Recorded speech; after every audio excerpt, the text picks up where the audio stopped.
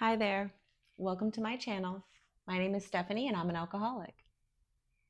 My channel is called Better Than Drinking because doing pretty much anything for me is better than drinking. I have not drank ethanol alcohol in 4.5 consecutive years. And during that time and for a year before that, I was immersed in the program called Alcoholics Anonymous, AA, and I still study and practice the steps of AA. And part of my recovery is giving back the knowledge, wisdom, experience, and strength that I've learned from the program to people in need.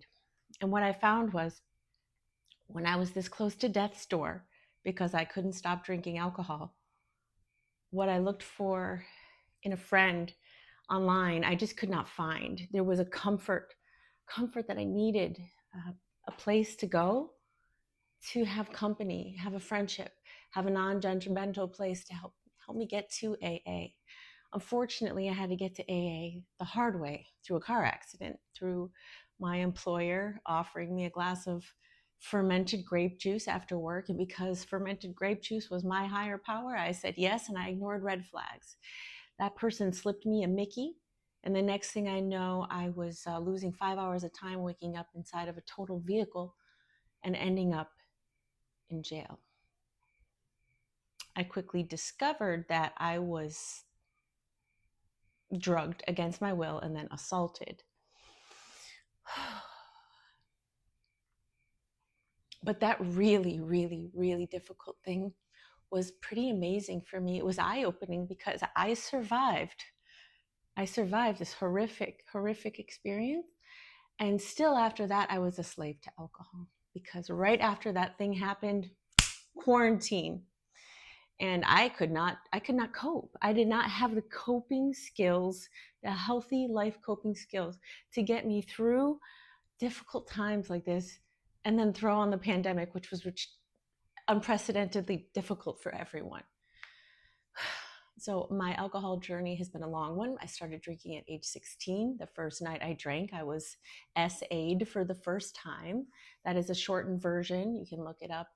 I have to shorten the verbiage for YouTube, and I'm just starting out. So I'm probably going to mess up. I'm sorry. Please leave in the comments what you want to see, what you like, what you don't like. Please be kind. We are here to support each other. With that said, I love sarcasm and I love, a healthy, sweet friendship roast. So I appreciate all the humor that Alcoholics Anonymous in the group and the unity that has brought that humor, that morbid humor to the sobriety, because the people in AA are some of the most creative, hilarious, responsible, reliable, resourceful, compassionate, interesting, intelligent, innovative. I could just go on and on. But the unity of AA, the unity, the fellowship, the community is what got me sober. So, like I was saying, there's a lot of stories, but there'll be time for all of them because I'm here to try to be reliable for you and for me, to show up, some accountability, and how I can give back to my community and those who are struggling with addiction. My drug of choice, well, not choice, it chose me, was alcohol. But everybody is struggling with something. The saying is, we're only as sick as our secrets. And so whatever that thing is that you keep secret from people, that's the sickness. And coming to terms with that, being honest with that, embracing it, sharing it when you're ready, telling someone, not necessarily publicly, you don't have to do this. I'm an exhibitionist. I've always been a performer. And this is a way that I can feel comfortable giving back and putting my story somewhere where it belongs forever, so it can be utilized forever for help, for support. For somebody to see their self in me makes my journey not in vain. I almost died because of a drink. Take a moment to think about how ridiculous that is. A beverage, a libation, ooh, a cocktail. There's so many cool names they give it into our lexicon, and we'll talk about all of that over the course of hopefully a million videos. I plan to be here to be a place where you can kill time, because when I was drinking, I couldn't, when I was at the worst, when I was about to die, I couldn't go 1 second, 1 minute, much less a day at a time without drinking or even thinking about a drink. That's ridiculous. Now, if you are here and you're a daily drinker, do not go off drinking alone. Go see a doctor. This is not something to do alone. When I tried to wean myself off of alcohol alone, I almost died. I had a seizure. Thankfully, I had a roommate there to call 911 and save my life. But this is the reality. And I believe, as a person in recovery who I feel has been lifted from the obsession of drink, I do feel like a recovered alcoholic. It is semantics, but I feel like the obsession's been lifted. And now my lack of emotional sobriety is directed at different vices, different ways of self-harm if I let it. But it doesn't take hold of me as long as I keep in place a program of recovery. So what does that mean? Alcoholics Anonymous is just one program, but the good news about Alcoholics Anonymous is you don't have to believe in God for it to work for you. I'm an atheist, I'm an agnostic, and I'm a Reformed Baptist. My father raised me Southern Baptist, and he used that veil of God to abuse me. And so over time, I really became to resent the organized religion, Christianity, and Southern Baptists as a whole. And so when I was forced to enter the AA program through court-ordered meetings, I was very resistant to that word God. So resistant. Visceral, Pavlovian reaction to it. Because my father used to actually abuse me under the veil of a higher power. Like, this is God's love, having a romantic relationship with your daughter. So when I entered AA, I had to, if I wanted to work for me. Listen, I wouldn't have stayed if I wasn't court ordered. And thank God I stayed, because I would have died at my own hand of the drink. I would have fallen down, or I would have had a seizure, or I would have died behind the wheel or killed other people. I know it would have happened because the alcohol had such an obsessive hold over me. I could not do anything but think about drinking. So my whole goal with this channel is to kill time with you so we can save our own lives. Let's kill time together and save our lives, because I could not get past 1 second without drinking alcohol or thinking of drinking. And my goal here for you and me is so we can pass some time, save our lives. Color, craft, employ some CBT, not CBD, CBT, cognitive behavioral therapy skills, basically actions you like doing that make you feel better. We're going to do those things together, and I'm going to talk about what AA means to me, what recovery looks like, and just try to share myself with you guys in a way that will help you understand, maybe feel braver to go to a meeting one day if you feel like it calls to you, or you don't have to at all ever. It's your journey. And for whatever reason you're here, it doesn't actually matter. What really matters is you being honest with yourself and the people who love you. And that takes a long time for some of us.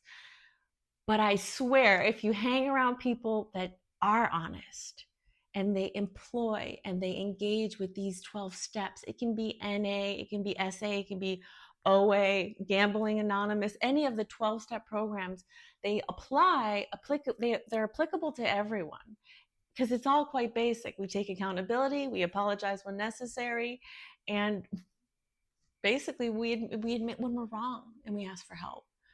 It's quite non-complicated. But that's my whole goal with this channel. I'm not an editor, so we'll see how the editing goes.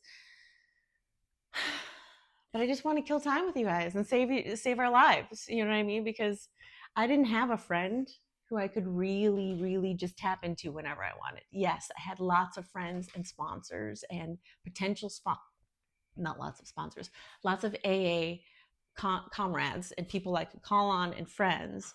I have had a sponsor, the same sponsor for all of my 4.5 years of sobriety.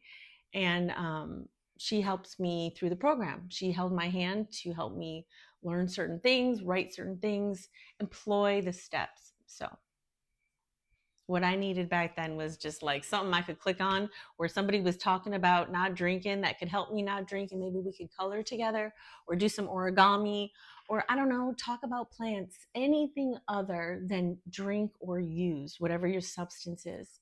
You might be addicted to, let's replace the P with a C, corn, or gambling, or any other substance, object, Amazon. Some of us are addicted to Amazon. When we feel yucky, we just impulse buy a lip gloss. You know what I'm talking about, girls. I've been there. When you drop the alcohol, when you drop that vice, guess what? Once an addict, always an addict. If you're relying on these things for support, you have to find new ways to put in new support, or else you will go to that other thing. You will go to either over exercising or overeating, or over purchasing, over cleaning. Some of our dysfunctions actually look really good to the outside society. So you're losing weight, you're looking good, your house is clean, but they don't know that you're actually not dealing with the fact that you're running from your feelings. So we're going to sit here and we're going to feel, and it's going to be okay. We're going to survive without that drink because I'm going to be fine. I don't rely on that anymore. I rely on me and the higher power I created for myself, which is good. Because what I believe is there was a typo. There's no such thing as God. Sorry, no such thing as God. It didn't mean to blow it for you, but there's no Santa or Easter Bunny either. See, they made a mistake. There's no God. There's good. That's it. There's good. When you do things in the essence, in the vein, in the manner of good for yourself and others, you will never go wrong, ever, ever, ever, ever, ever. So it's good. Pray to good.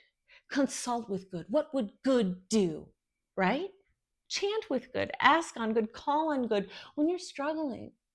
And when I'm having a hard time, I find a way to be of service and reach out. And that's how we heal ourselves. So here I am reaching out.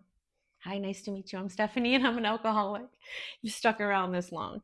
So I'm not going to redo this take a million times. I'm just going to stick with whatever I have here. And I'm going to be okay with it. And I'm going to try to be consistent. Because becoming accountable for yourself and actually having a commitment, as they call it in the program, to show up and do something actually gives addicts and alcoholics a purpose. We need this structure and routine. So I'm giving this channel the label of my commitment so I can have a purpose and a routine, because I've been going to the online and in-person meetings for many years now, and they say to give your phone number to the newcomer there, and I always do. Well, I don't always, but I'm often offering myself, my services, like I'm here to talk, right? But guess what? No one ever calls. No one ever calls. So I figured, I get it, because it was hard for me to call the first time. I'm calling this person I met at a meeting after I'm crying about how I almost killed myself with alcohol, and then they've known me for 1 hour, and then I'm just going to call them out of the blue at 2 a.m. on a Friday during a pandemic. Yeah, that was hard. But I did it, and I learned that asking for help is like one of the hardest things for us to do as alcoholics and addicts. But I learned that doing it was really important. And so now I've learned how to do it. I ask for help when I need it. And I feed my soul, like the inner child. I feed that. So I roller skate, I color, I do origami, I play games, I sing as much as possible. And these are the things that I do whenever I'm really frustrated and stressed out. When before I would just drink. And it was 20 years of that behavior when everything was fine. It was all in control. It was only on these days and at these times, and never at work, and never then, and never this, and never too much, and only two. But what I found out later is that as soon as I started controlling the alcohol like that, was the first red flag. Well, the first red flag was the way it felt when I had my first drink. It felt like I could finally relax, because I had been in fight or flight for most of my life in an abusive home. And I did not know that. And so the first time I tried a wine cooler with the 4% alcohol, it was the first time I was like, okay, I can breathe. I can breathe for the first time. And that same night was the first time I was then essayed by somebody who was not my father. And then for the next 25 years, 25, 35, I was 39 when I stopped drinking. So, 23 years, over 20 years of disordered drinking, where I didn't know it at the time, but the first time I drank alcohol, I felt like, oh my God, this is how I'm supposed to feel.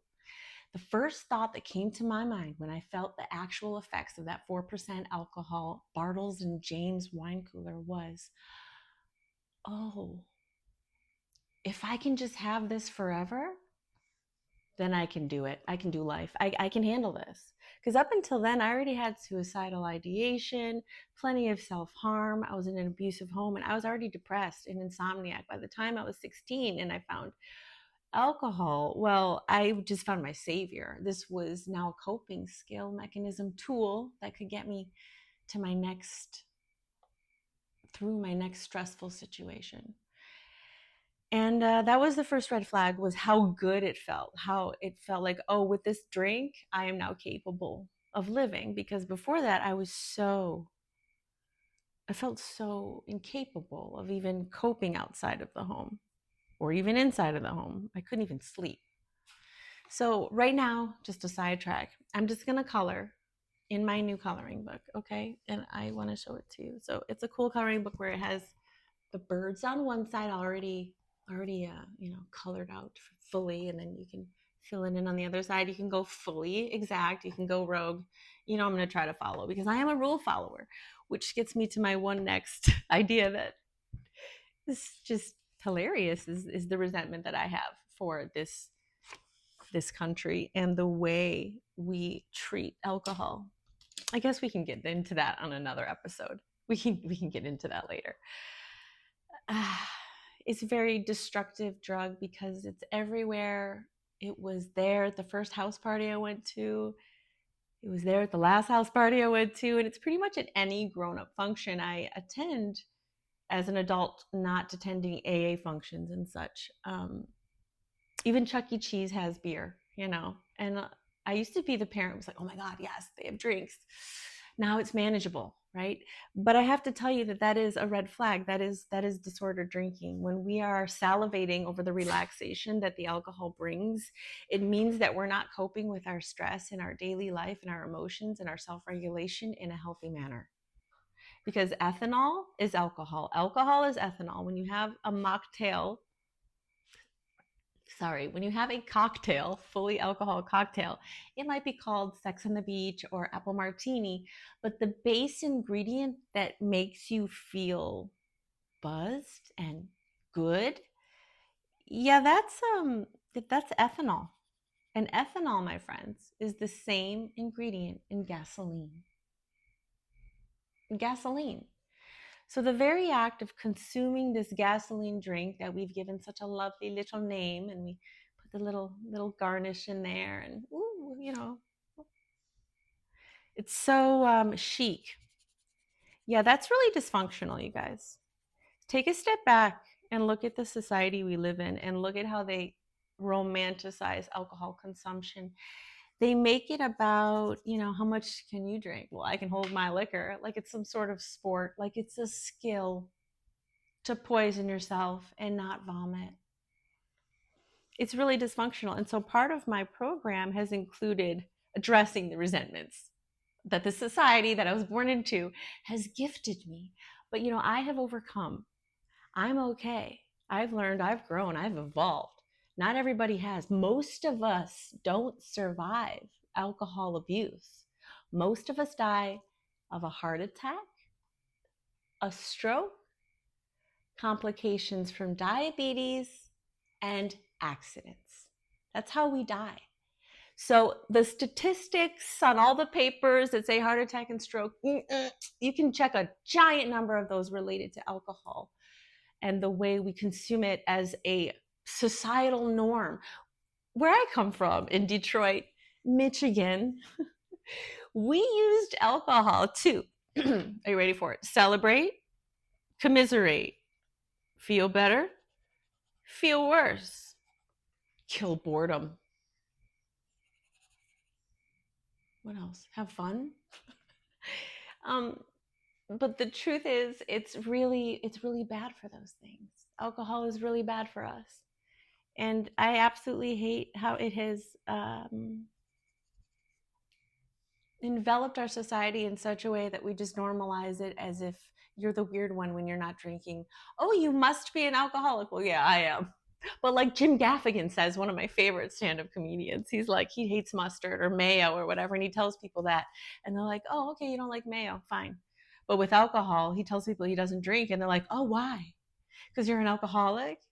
If it were like that with mayo, why don't you eat mayo? Why? Did you have a mayo problem? Are you a mayo-holic? It's hilarious because we find it so strange that people just prefer not to drink. Now, what I say is that man is mentally well, because poisoning yourself to feel different is bat poop crazy. Bat poop crazy. And that is the reason why we feel a buzz. Everybody, if you don't know the biology and physiology of how the alcohol works, the way we feel the buzz is the ethanol reacting with our nervous system, creating a depressant effect. And we're kind of slowing down if we're running out of batteries because, right, our nervous system is slowed. We're basically just minorly poisoning ourselves, which I guess is fine if you're into Botox and you don't want a brow that moves. But normalizing the consumption of alcohol to celebrate or make you feel better or unwind from a long day is highly dysfunctional, and it is the behavior of addicts. And so we need to normalize sobriety. And on this channel, we're going to be specifically referring to alcohol because I believe alcohol is the most insidiously dangerous and deadly drug on our planet. Why, you ask? Well, because it's everywhere. Not only is it everywhere, but it's encouraged. It's not only encouraged, but it's literally you get a godlike status even when you're in college and you can hold your drink. It is encouraged to, you are encouraged to abuse alcohol in our society. Okay, the all you can drink bracelets, what the heck is that? How can you drink responsibly if you're giving me a buffet of liquor? The term drinking responsibly, my friends, that's not real. You can't drink responsibly. Okay? There's no such thing. You cannot responsibly consume ethanol for fun. That is a lie that they've sold you. Just like fat-free cookies won't make you gain weight. That's a lie. Okay? So let's normalize it, pass it on to your friends, tell your friends that's weird. Stop drinking alcohol. There are so many other fun ways that you can change the way you feel right now. And one good thing about feelings is they always change, which is why I've never ended my own life. I had a brother and a sister to live for, and I always knew that this too shall pass, not because I'm religious and I read the Bible, but because I've noticed human behavior and I have enough life beneath me now. And I guess I was an old soul when I was born, but I always knew to hang on. I knew to hang on. Because the gift of life is something that nothing is better than. There's no replacement for the gift of life. And the fact that you're here right now watching this is an effing miracle. I was supposed to die, like Aunt Diane in that movie. What's Wrong with Aunt Diane? You remember that documentary, right? About the aunt who drove the wrong way on the Taconic Parkway with all of the nieces and nephews in the van, and then they found the Absolute vodka bottle rolling outside of her minivan at the end, and the family is in denial. They're in a documentary saying, oh, there must have been a mistake. She wasn't an alcoholic. She wouldn't do that. No, but that's the thing about alcoholism. It's not about what she would do. She loved those children. She was poisoned. Once it gets in your brain and in your body, and you have that obsession now, you can't be uninfected by continuing to drink. You literally have to get your body off of it in order to get that clear thinking, in order to then put into place a program of recovery. So you cannot just stop your vice or the whatever it is you're doing unless you replace it. So when I first stopped drinking, medically with a doctor and medication, getting off of alcohol, don't try to get off alcohol alone. Go see a doctor. They have medication. They can help you. They want to help you. Please ask for help. Go to the emergency room if you need to. It's going to be okay. They know what to do. Don't do it on your own. Please. I almost killed myself in front of my son, my 3-year-old son at the time. Once you get medically helped off of alcohol, and you get some space between yourself and this habit, because that's what it is. It's cognitive behavioral therapy is a way to replace that bad habit with a good habit. So when I want to drink, I want to use, I want to hurt myself, I go do something I like that's good for me. I color, I play ukulele. I already listed the stuff that I do. You get it. But the negative cognitive behavior would be that drinking that I used to turn to and that you turn to. We don't have to turn to that. We can just kill some time together and save our lives. And when I'm not here, you can kill some time and save your own life, because life is about choices. Your body needs certain things through the day. This might sound simple, but I needed this reminder when I was at my wit's end with alcohol. Your body needs water and food. A lot of us alcoholics, we die of malnutrition. When I was hospitalized after my SA, they found my potassium levels were so low because I had been functionally abusing alcohol for many years at that point.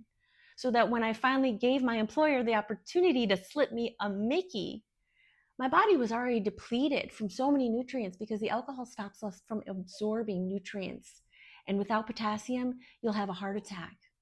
My levels were 3. They're supposed to be 7 or 6.